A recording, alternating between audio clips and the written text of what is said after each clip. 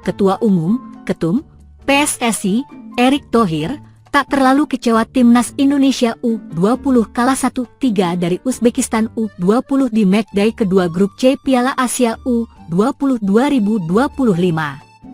Meski kekalahan itu membuat timnas Indonesia U20 tersingkir dari Piala Asia U20 2025, Erick Thohir merasa Garuda Nusantara, julukan timnas Indonesia U20, setidaknya berhasil mendapatkan banyak pelajaran berharga dari turnamen tersebut.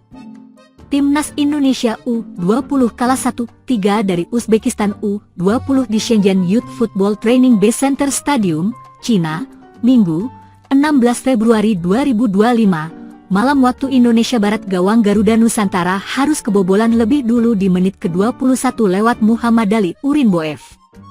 Namun begitu, timnas Indonesia U20 berhasil menahan imbang 1-1 berkat gol Jens Reven di menit ke-23. Tapi sayang, tim polesan Indra Syafri itu harus kecolongan 2 gol di babak kedua lewat Abdugafur Haidarov, 47, dan Saidu Marhon Said Nurulaev, 63. 1. Pujian Erick Thohir. Meski kalah, Erick menilai timnas Indonesia U20 mendapat pelajaran yang berharga. Sebab, yang dilawannya itu adalah sang juara bertahan. Sebuah pelajaran berharga untuk timnas U20 dari juara bertahan Piala Asia U20, Uzbekistan, tulis Erick dalam akun Instagramnya, dikutip Senin, 17 Februari 2025. Sempat bangkit saat Jens Reven mencetak gol penyeimbang, namun timnas U20 harus mengakui keunggulan Uzbekistan pada akhir laga dengan skor 3-1, sambungnya.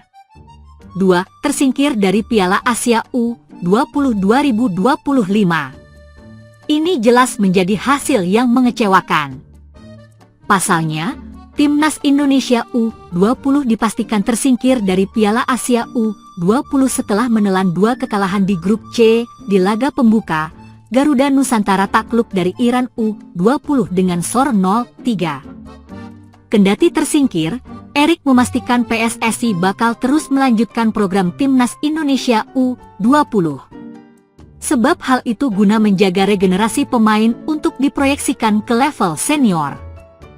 Program timnas U20 ini akan terus dijaga dan dilanjutkan untuk menjaga regenerasi timnas senior, terang Erick. Dengan tersingkirnya timnas Indonesia U20, maka terkubur juga mimpi untuk beraksi di Piala Dunia U20 2025 Chili. Sebab, Garuda Nusantara gagal mencapai babak semifinal Piala Asia U20 2025. Mengingat, 4 tim teratas akan lolos otomatis ke turnamen tersebut. Timnas Indonesia U20 masih menyisakan 1 pertandingan di grup C, yakni melawan Yaman U20. Rencananya, laga tersebut akan berlangsung pada Rabu, 19 Februari 2025 mendatang. Diharapkan Garuda Nusantara bisa meraih kemenangan di laga terakhirnya sebagai pelipur lara. Shin Tae-yong, ST, akan kembali ke Indonesia pada 20 Februari 2025. Banyak yang menduga hal itu berkaitan dengan Timnas Indonesia atau PSSI.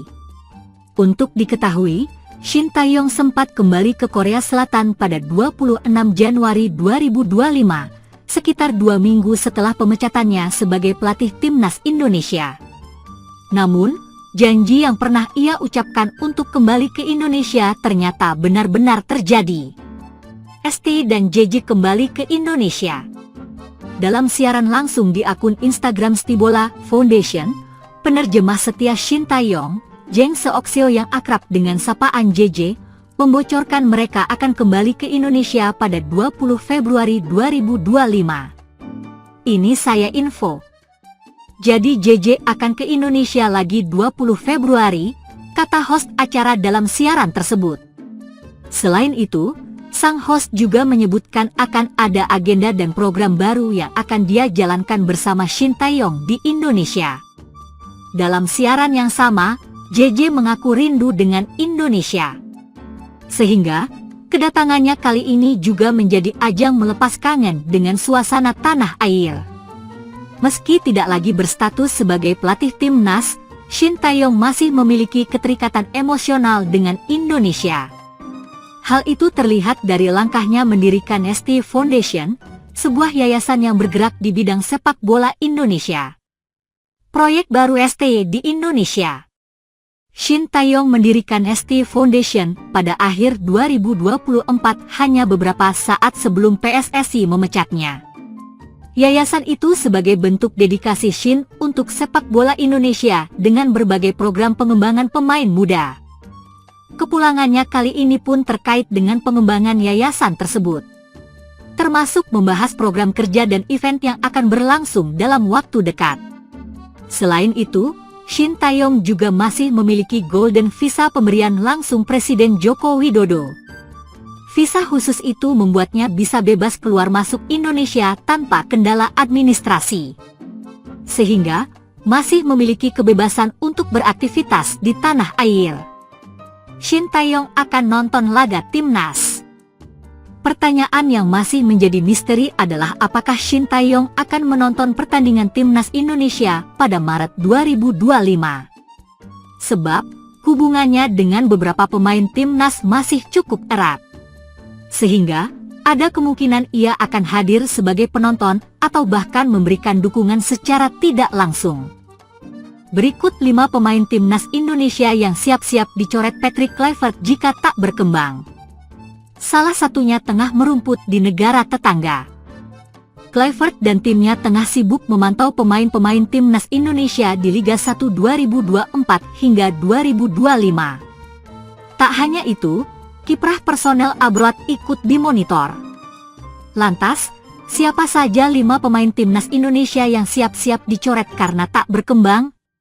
Simak ulasan berikut ini. 5 pemain timnas Indonesia yang siap-siap dicoret Patrick Kluivert. 5. Witan Sulaiman. Pemain satu ini bisa dibilang mandek sepanjang Liga 1 2024 hingga 2025. Witan masih belum mencetak gol dalam 20 pertandingan untuk Persija Jakarta dan hanya mengemas 4 assist. Statistik tersebut bisa membuatnya dicoret oleh Kluivert. Padahal, Witan merupakan salah satu andalan Indonesia terutama di era Shin Tae-yong. 4. Marcelino Ferdinand. Pemain satu ini sangat terancam dengan keinginan Kluivert memanggil mereka yang punya menit bermain cukup di level klub. Marcelino sejauh ini baru turun di tim U21 Oxford United. Pesepak bola berusia 20 tahun ini juga baru sekali tampil di tim utama pada laga Piala FA 2024 hingga 2025. Itu pun, Lino hanya merumput kurang dari 15 menit. Alhasil, posisinya terancam. 3. Sandy Walsh. Pemain satu ini jarang mendapat menit bermain di KV Mechelen.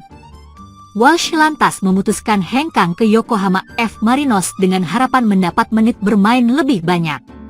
Sayangnya, pesepak bola berusia 29 tahun ini malah menjadi cadangan di laga pembuka J-League 1 2025. Posisinya kian terancam karena persaingan di belakang sangat sengit.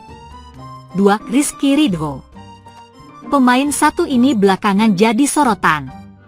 Apalagi, Persija Jakarta gagal meraih kemenangan dalam 3 laga terakhirnya di Liga 1 2024 hingga 2025. Penampilan Ridho sebagai kapten dilihat cukup menurun. Bahkan, gawang Persija bobol 7 kali dalam rentang 3 laga tersebut. 1. Rafael Struijk. Pemain satu ini mulai jarang mendapat tempat di Brisbane Roar FC. Padahal, Struijk sampai rela hengkang dari ADO Den Haag ke Australia demi menit bermain lebih. Pesepak bola berusia 21 tahun ini memang sempat mencetak 1 gol. Namun, belakangan Struijk lebih rajin duduk di bangku cadangan ketimbang bermain. Itulah 5 pemain timnas Indonesia yang siap-siap dicoret Patrick Kluivert jika tak berkembang.